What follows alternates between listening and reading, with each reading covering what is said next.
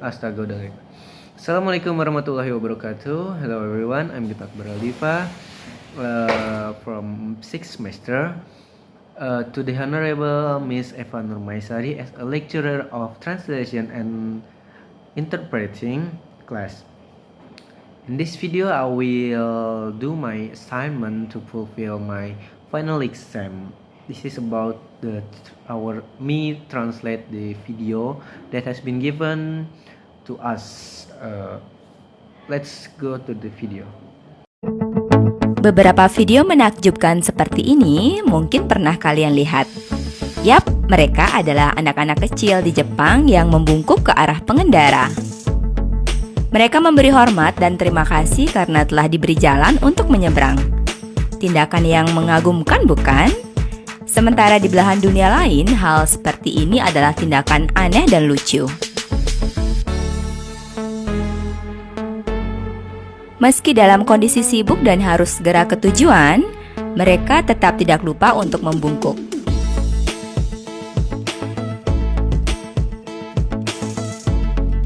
Tidak hanya itu, terhadap robot pun anak kecil di Jepang memberi hormat.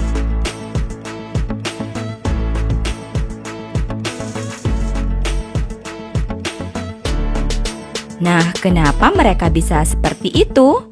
Sekeping Nyaring mendapat jawaban dari berbagai sumber. As you can see in this video, we may have been seen they are small children in Japan who bow to the driver. They salute and thank you for being given the way to cross. The action is amazing. Not while in other parts of world things like this are strange and funny action. Even though in busy condition and must go to their destination, they still do not forget to bow. And not only that, to robot, even small children in the Japan salute. Ketika di belahan dunia lain, anak-anak diajarkan dan fokus pada pelajaran akademik, sementara di Jepang sebaliknya. Keluarga dan sekolah dasar lebih fokus memberi pelajaran tata krama, nilai-nilai kebaikan, dan kedisiplinan. Dari sinilah pembangunan karakter itu dimulai. Mereka juga diajarkan untuk mandiri. Orang tua tidak pernah mengantar anak-anaknya ke sekolah. Berapapun umur mereka, mereka harus ke sekolah sendiri atau dengan teman-temannya. Anak-anak ini pergi ke sekolah dengan jalan kaki, naik sepeda, atau kendaraan umum seperti bus dan kereta. Mereka dilarang ke sekolah mengendarai mobil atau motor. Ini tentu saja melatih etos kerja keras dan sifat berhemat. Jam sekolah di Jepang dimulai pukul 8 pagi hingga 3 sore. Jika masuk sekolah lewat dari pukul 8, murid diminta berjanji untuk tidak mengulanginya kembali. Namun, janji tersebut akan berubah menjadi tindakan skorsing ketika mereka melakukan hal yang sama di kemudian hari. Skorsing ini berguna untuk memberi ganjaran supaya murid segan untuk mengulangi kesalahannya. Kita tidak akan menemukan murid yang pamer tas atau sepatu. Semuanya dapat barang yang sama, tas, sepatu, dan seragam disediakan oleh sekolah. Murid wajib mengenakannya tanpa harus membeli sendiri. In other parts of the world, children are taught and focused on academic subjects, while in Japan, on the contrary, families and elementary school are more focused on giving a lesson in manner, values, kindness, and discipline. This is where character building begins. They are also taught to be independent. Parents never take their child to school regardless of their age. They have to go to school alone or with their friend. These children go to the school on foot, ride bicycle or public vehicle, such as bus and trains.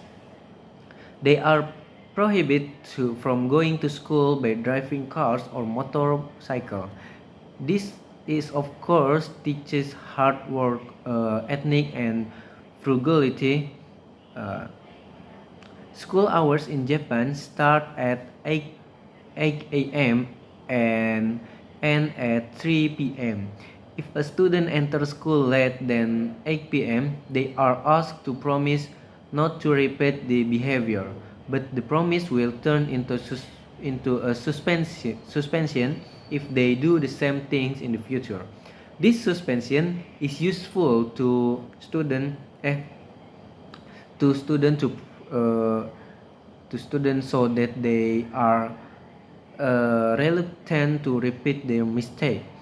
We will not find students showing off their bags or shoes. They all get the same bag, shoes, and uniform provided by school. Students must wear them without having to buy them themselves. Anak-anak ini tidak perlu keluar masuk kantin sekolah karena mereka mendapatkan makan siang yang telah disediakan. Kegiatan makan siang ini sangat menarik dan mengagumkan. Dari rumah, mereka wajib membawa taplak meja kecil untuk alas nampan, sumpit, sikat gigi dan gelasnya, serta sapu tangan untuk membersihkan mulut. Ketika jam makan siang tiba, ruangan kelas diubah menjadi ruang makan. Murid-murid ini dibagi ke dalam beberapa grup. Ada yang bertugas mengatur dan menyiapkan meja makan,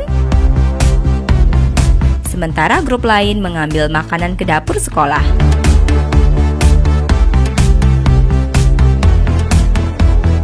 Setelah semuanya siap, ketua kelas didampingi guru membagikan makanan pada masing-masing murid dengan sama rata.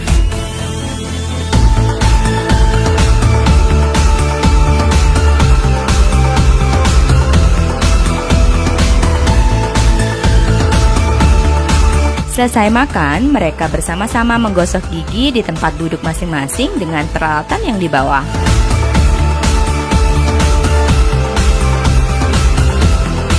Mereka juga wajib merapikan alat-alat makannya, merapikan dan mengumpulkan sampah yang bisa didaur ulang, membersihkan piring, nampan, dan lain-lainnya dari sisa-sisa makanan.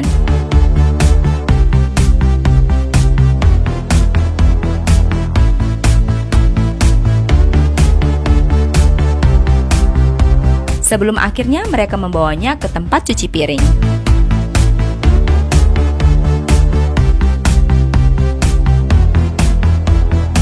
Sebelum mengakhiri jam sekolah, anak-anak ini wajib membersihkan ruangan kelasnya masing-masing. Beberapa di antaranya juga membersihkan sudut-sudut sekolah yang lain.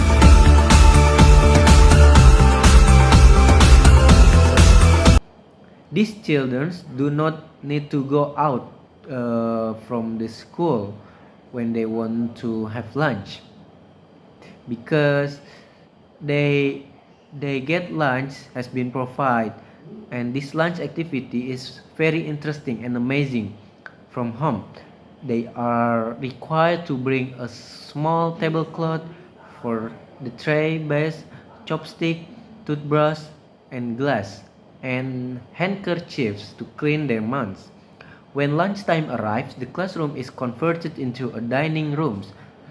These students are divided into several groups. Some of them are in organizing and preparing the dining table, while on the another group takes the food to the school kitchen. After everything is ready, the class leader, accompanied by teachers, distributes food to each student equally.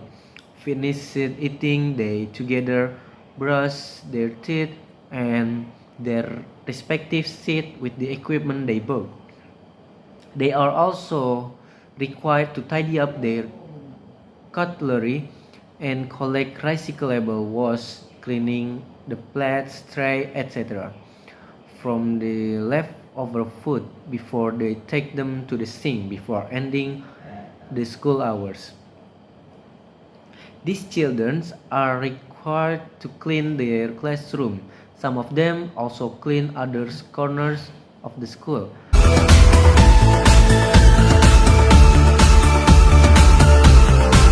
Sepulang sekolah, mereka masih punya waktu untuk membantu orang tua. Ini contohnya. Kita lihat anak kecil ini pergi berbelanja ke supermarket dan sekaligus membuang sampah daur ulang di sana. Sendirian.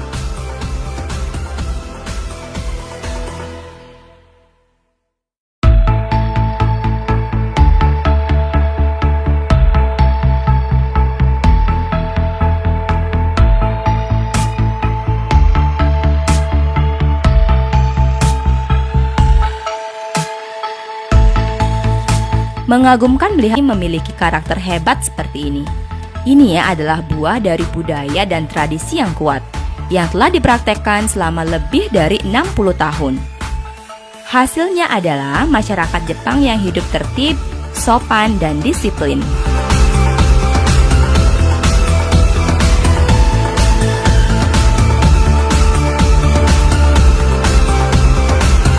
Di setiap sudut wilayah Jepang, kita bertemu dengan orang-orang yang mengantre dengan tertib, berjalan pada tempatnya, dan menghargai orang lain.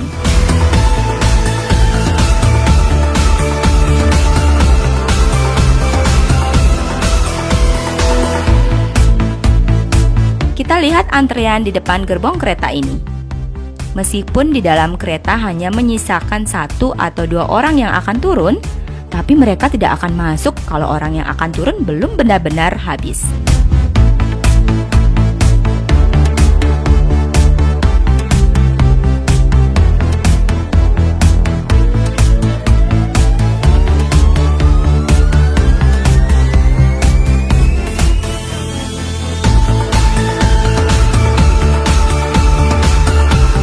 Di eskalator ini kita lihat penuh sesak, tapi tidak ada satupun yang menyerobot jalur. Benar-benar mengagumkan, bukan? Ini adalah hasil dari pendidikan karakter usia dini di Jepang. Jepang yang memiliki penduduk 126 juta jiwa adalah salah satu negara yang sangat disiplin, tertib, dan bersih. Dan juga salah satu negara yang tingkat kriminalitasnya sangat rendah. Ini membuktikan bahwa pendidikan karakter di rumah, sekolah, dan di masyarakat sangat penting. After school, they still have time to help their parents. For example, as we can see that little boy going shopping to the supermarket at the same time, throwing away the recyclable waste there by himself. They have great characters like this. This is the fruit of strong culture and tradition, has been practiced for more than 60 years.